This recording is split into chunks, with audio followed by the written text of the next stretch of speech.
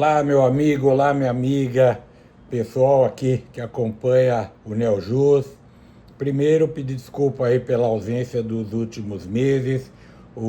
Este ano está sendo um ano profissionalmente, pessoalmente um pouco complicado, mas as coisas vão se ajeitando, né? Bom, vamos falar alguma coisa aqui sobre o direito desportivo nessa retomada do meu contato semanal com vocês. E eu quero tratar de um assunto que acho que eu já disse aqui no passado, né?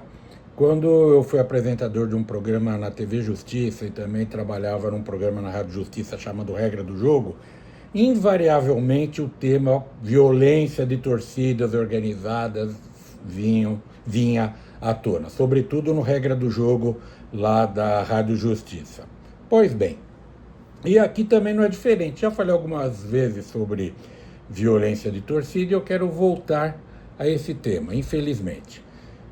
Nós vimos recentemente atos de violência de torcidas e esses atos têm ocorrido fora dos estádios e longe dos estádios, de tal maneira que a legislação desportiva não alcança esses atos e esses torcedores. Até porque hoje a nova Lei Geral do Esporte, ela traz o que antes estava no Estatuto do Torcedor.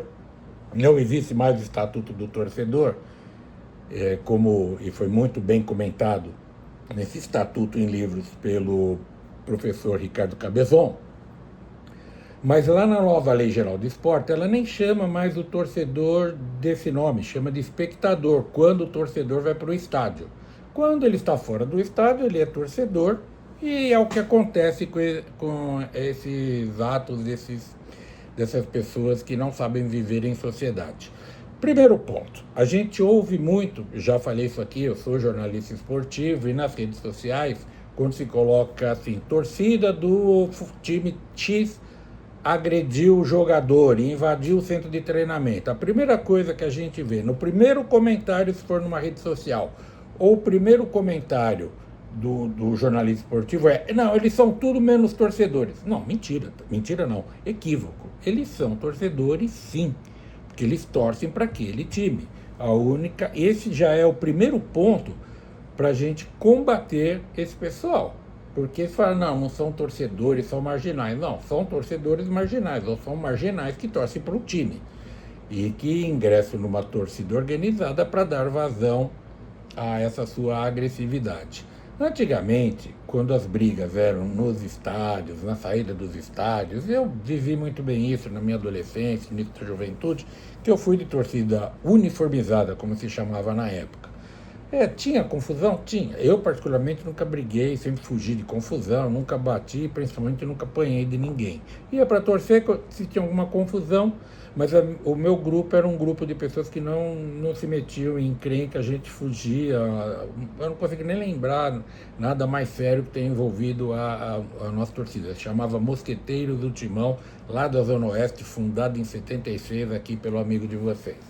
Bom, mas vamos falar dos últimos tempos. Eu vi recentemente torcida do Sport, se eu não me engano, ou do Fortaleza, que foi até o centro de treinamento de um desses clubes, ou até nos dois, e pegaram lá um jogador, o líder dessa torcida, pega pelo colarinho e fala, cara, vê se você joga.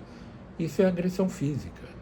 Esse atleta, eu entendo que ele poderia até ingressar com uma rescisão indireta. E olha que eu tenho um artigo escrito sobre não ser motivo para rescisão indireta, invasão de centros de treinamento. Quando é uma coisa que pulam cercas, invadem, empurrando portões de segurança, o clube não tem o que fazer, tem que chamar a polícia. Agora, quando o clube permite que torcedores ingressem no centro de treinamento, ou torcedores estão ali na porta e o clube exige que os atletas se dirijam até a entrada do centro de treinamento e lá são agredidos, são chamados às falas por esses torcedores violentos, para mim é motivo para rescisão indireta. Por quê? Eu vi agora mais recente quem me causou um espanto foi a torcida do Santos Futebol Clube, após a derrota de 6-0 para o Vasco da Gama.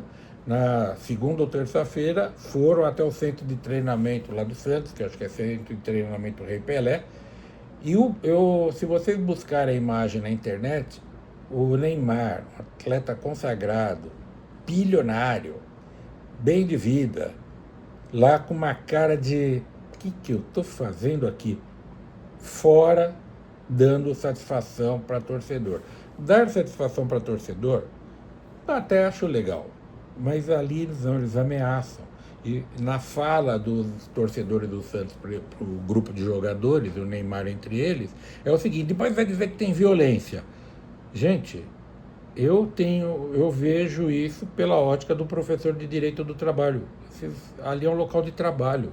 E o empregador vela pelo meio ambiente do trabalho, que é o nome da disciplina que eu dou no mestrado lá no Unifiel, meio ambiente, direitos sociais e meio ambiente do trabalho. Então nós tivemos torcida do Santos, torcida do Fortaleza, torcida do Sport, quem mais, ou quais mais torcedores, enfim. Eu não sei se do Vasco, se teve antes. O Vasco deu uma melhorada, mas já perdeu. Bom, perder para o Corinthians, isso é uma honra para o Vasco, né? Desculpe os vascaínos. Perderam 2 seguidas, né? Agora falando sério, para o Juventude, para o Corinthians, e me parece que pós o jogo do Corinthians, a torcida do Vasco também já estava brava. Tudo isso é normal. Se o torcedor está ali na arquibancada, o time perde, ele não está contente, vaiar, xingar, faz o que quiser.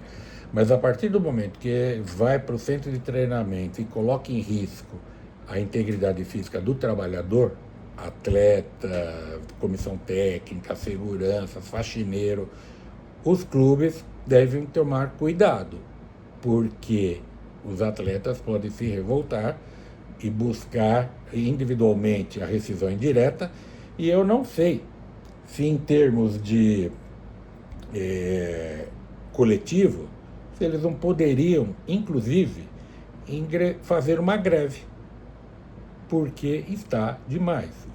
Enquanto não se tomar uma providência mais drástica, nós vamos ter um problema mais sério. Ano passado, os jogadores do Fortaleza foram agredidos dentro do ônibus por uma torcida adversária, e o Palmeiras não permite que os torcedores ingressem no centro de treinamento. Mas, mesmo assim, numa madrugada dessas, foram lá atacar com rojões, com pedras, bombas, e parece que abriram inquérito por ato de terrorismo. Também é um exagero, né? Não chega a ser terrorismo, que ninguém está querendo derrubar o Estado. Vai por essa conversa aí, enquadramento ou tipificação dessa forma, me parece exagero. Mas é isso. Então, nessa volta, eu me alonguei um pouquinho, porque eu estava com saudades, queria falar com vocês um pouquinho mais, e espero, se Deus quiser, que dê tudo certo e eu consiga mandar esse meu comentário semanalmente para vocês. Um beijo, um abraço para todos. Tchau!